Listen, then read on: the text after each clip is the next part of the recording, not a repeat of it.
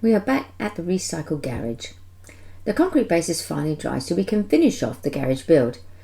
We purchased these recycled metal sheets from a reclamation yard, a fraction of the cost of buying new, and though they are a little dirty, they are in reasonably good condition. But before we can fix the sheets up, we need to remove these angle roof supports onto the inside of the garage. We're not sure why the previous owners chose to screw them on the outside. But anyway, we noticed the upright legs on the garage are not totally plumb, so Andy used his ratchet straps to try and straighten the shape of the garage before he screwed in the angle supports into place, hoping this would fix the issue. As you can see, when we release the strap, it flexes back out of shape again. Unfortunately, we hadn't realised it moved back before we continued with the build. Technically, we should have just taken the roof off and started again with repositioning the upright legs. But hindsight is a beautiful thing, and we didn't realise how badly out of shape the whole thing was until we started putting up the walls. With the angles now in place, we need to install the cross bracing while using recycled roof buttons.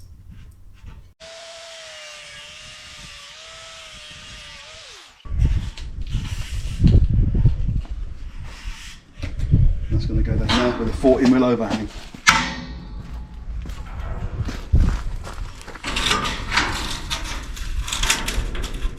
Hang on there a minute and I'll come around.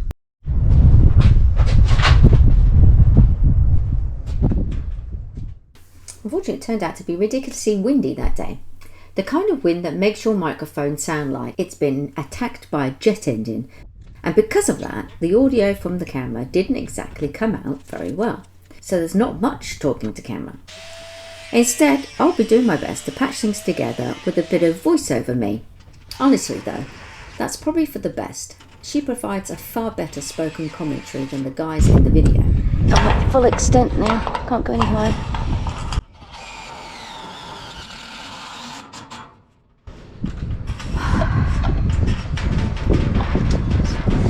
Sad when you're a little bit short and you have to stand on a milk crate. Screws in here whilst I'm up here. And before the safety police jump into the comments, don't worry, Andy is wearing gloves. They're just the invisible kind. Unfortunately, the metal buttons are a bit on the short side. Story of my life. So we have to join two pieces together. It's actually much easier to do this here on the table rather than in situ. Mostly because I'm slightly height challenged, and trying to hold a tape measure, film the process and climb a ladder at the same time feels like a circus act that I'm not qualified for. How many times are going to skip over this now? Don't know. Yeah, I think you're right. We might have to have a middle post. Only to stop it from flexing I've got some in and out. I've got other blue stuff. We screw it back to back, it becomes quite strong.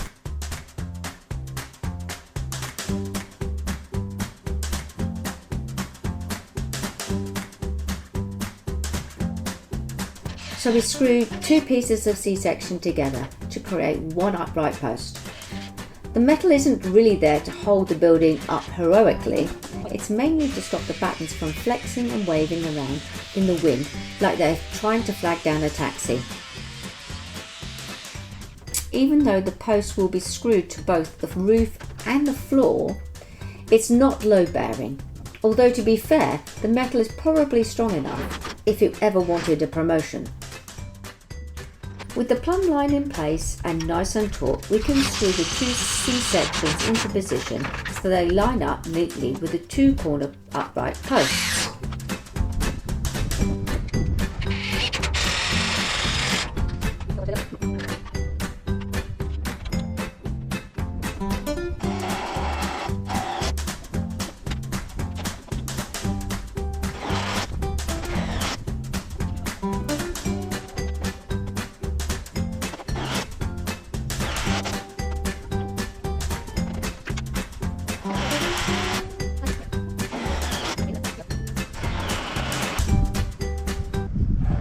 Our challenge is today to get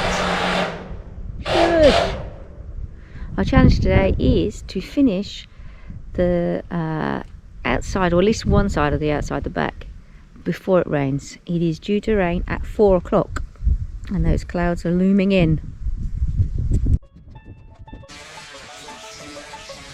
So whilst Andy gets grinding, I quickly scrape the old silicone off the metal sheeting.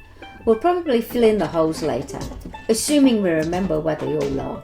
But that's a job for future us, along with the many other things on the ever-growing later list. You know how it goes. I'll do it later, which in DIY terms usually means sometime between next weekend and never.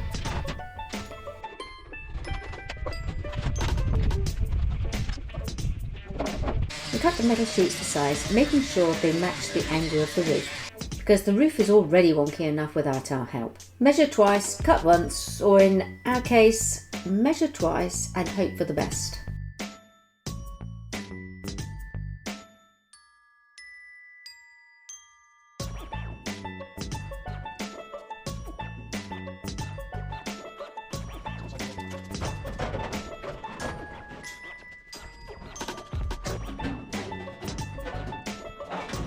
The day was going perfectly, and then the rain started. At this point, it's pretty clear the gods are not on our side with this build.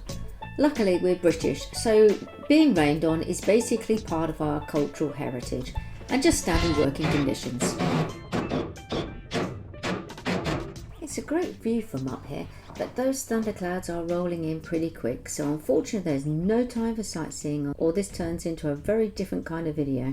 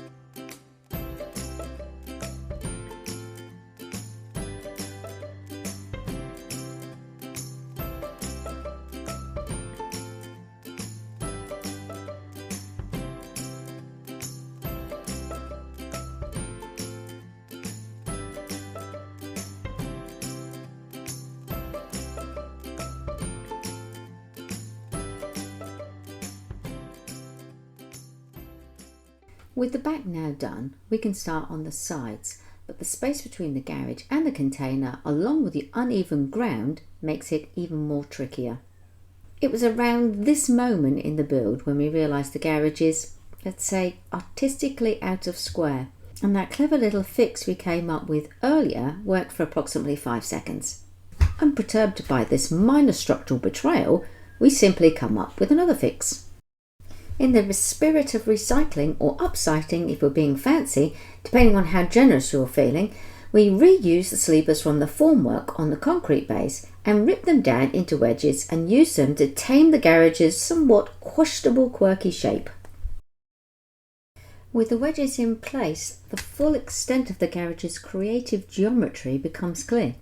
Safe to say the previous owners probably didn't have a level, or chose to ignore it, and only used optimism and a tape measure when they originally built the carport. Luckily from the outside you'd never know there was a slight slant, which means this problem is officially solved. Inside, however, that illusion may fall apart slightly when we try to install shelves or cupboards. But that's a future problem, so that shall be fun. Anyway, we'll call this a success and move swiftly on before we discover any more problems.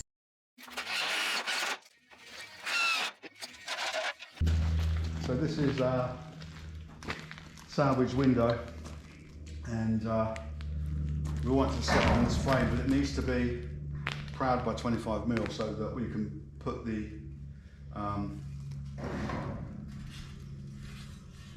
corrugated sheets under the lip to make it look nice and neat. This is a window that was broken, so it's got the same lip on it. So what we've done is put a 12-degree angle on the end here. So that'll sit like that. It'll be screwed from the back. Don't want to put the screws in yet because obviously it's going to be on that window. And then the top beam will come down, go across the top here and sit down on the window, and then we'll work out what we're going to do with the sides. That's another bit to do the top. We're probably going to have to build a frame around the inside, but we don't know what we don't know. I don't know what we need until we sort of get it in place. This stuff gets a lot stronger when you've got the corrugated sheet screwed to it. So we're just going to work out how we can sort of get the window up there and sandwich it with the next bar that goes across to this post here, so that it will sit in it, and then we can start to do the metalwork around it. That's the plan anyway.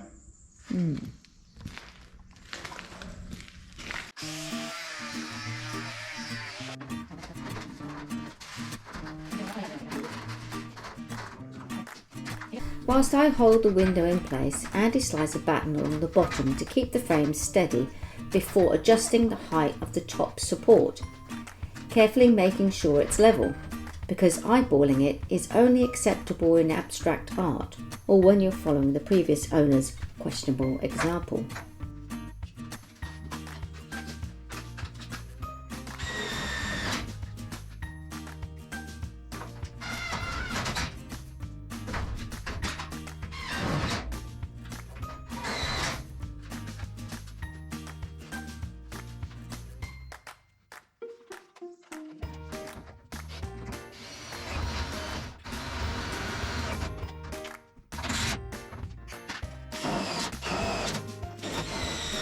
After a quick cuppa, I can continue with installing the rest of the metal sheeting.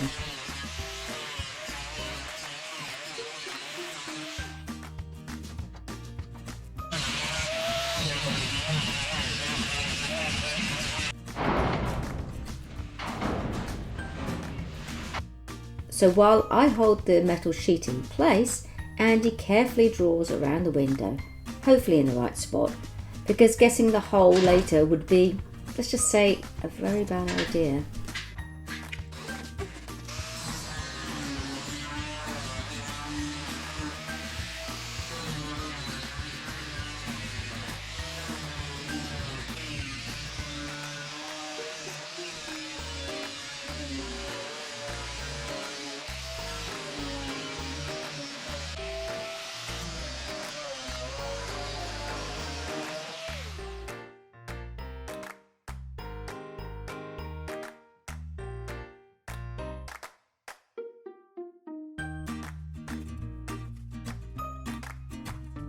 It takes a bit of fiddling to get the metal sheeting behind the window frame. It's like fitting puzzle pieces together. One piece clicks and suddenly the rest refuse to line up and throw a tantrum. But after a little gentle coaxing and persuasion, we manage to wrestle them into line.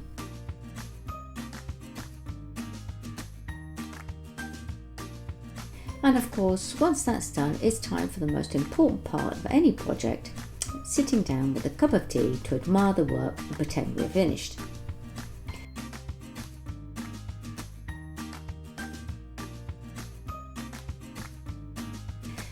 Andy says that'll do, which seems like a good place to stop.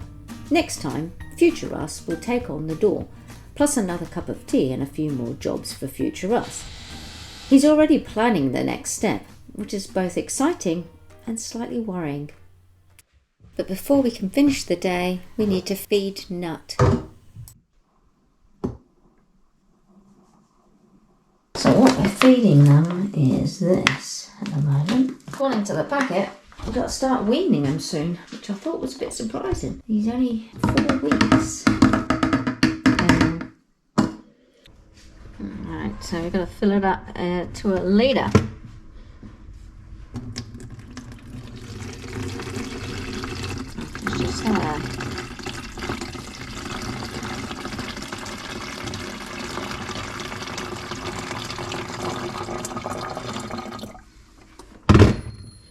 Just shake.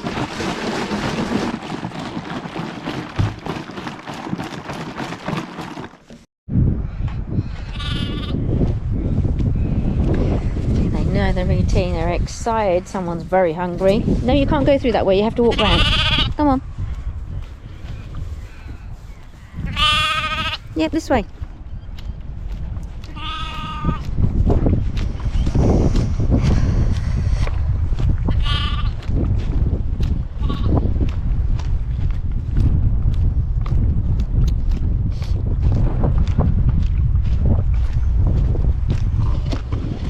Normally I feed them or give them nuts, but I didn't bring any with me, so it'd be interesting if I can get in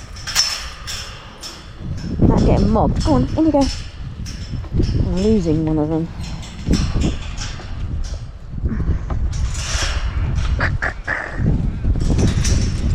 Hang on.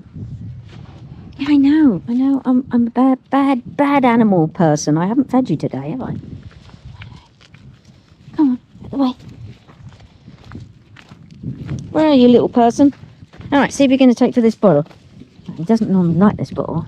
Oh, look, he's taking. No. Can you guys get out of the way? I know I should have bought food.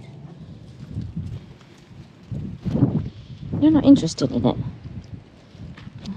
I was hoping he'd take to this bottle rather than the baby bottle. Alright, let's decanter.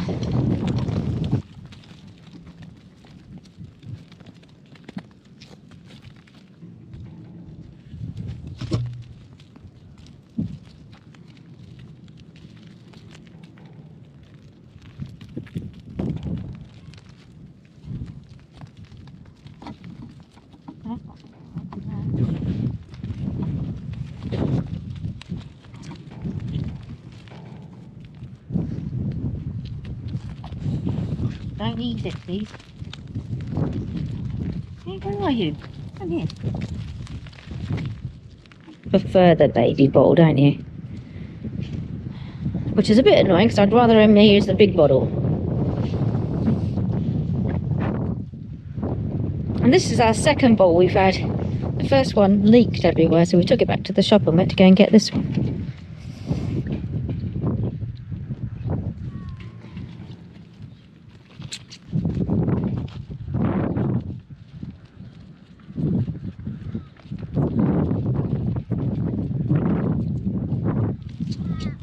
Seems to be a little bit of an issue going on with these three. For some reason they've decided they're going to have a threesome. I wouldn't mind. But the two on the back are the girls mounting a bloke. There you go. Yeah.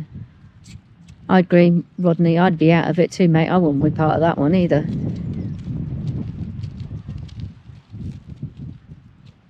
You keep thinking that they use are actually pregnant, but they don't seem to be giving birth. But they are quite big. But clearly the one at the back is on heat. Got that stomach coming out.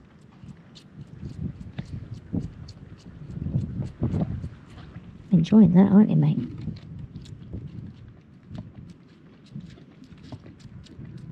Now, 4 weeks is supposed to wean them. So he's had a bit less milk this time, but he is eating grass, so that's okay. And he'll eat sheep nuts too. Now, normally we take them back to the shed and they sleep overnight in there. And I'm thinking that now he's strong enough, he should be really out in the field with the others. Because he plays with all the other guys and they all hang out together, and he plays with Ella. And during the day, and he's just at much risk of being taken by a fox during the day as he is at night, really. So we think I might be brave and let him go. It is a bit hard, but yeah, it's like letting your first child go off out and leave home. It's hard. I'm kidding, I didn't care when my first child went up from left home. But these are cute.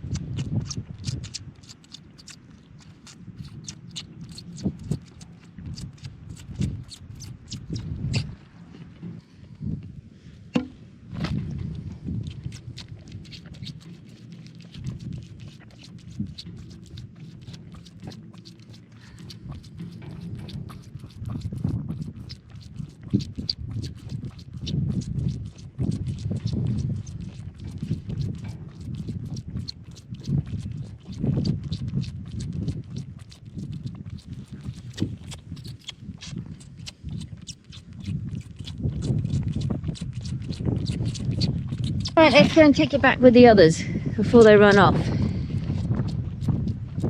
I think you're full. Look at that belly. Yep, come on then. Like a miniature dog. Got hiccups now.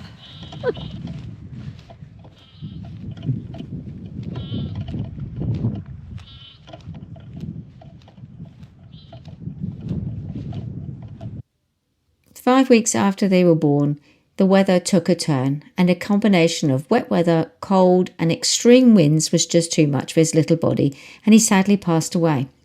We hadn't considered the weather to be too much of a problem, as he had survived a -6 without any problems, and it was only -2, but I think coupled with extreme rain and winds, it was just too much for him. Maybe he just didn't get enough colostrum. We'd forced him on his mum a couple of times, but maybe it just wasn't enough. Or maybe he had an underlying condition that we just didn't realise. Whatever the reason, it was sad. We'd got attached to Nut. He was a great character. Yes, I know we shouldn't, but it's very hard not to when you start bottle feeding any animal.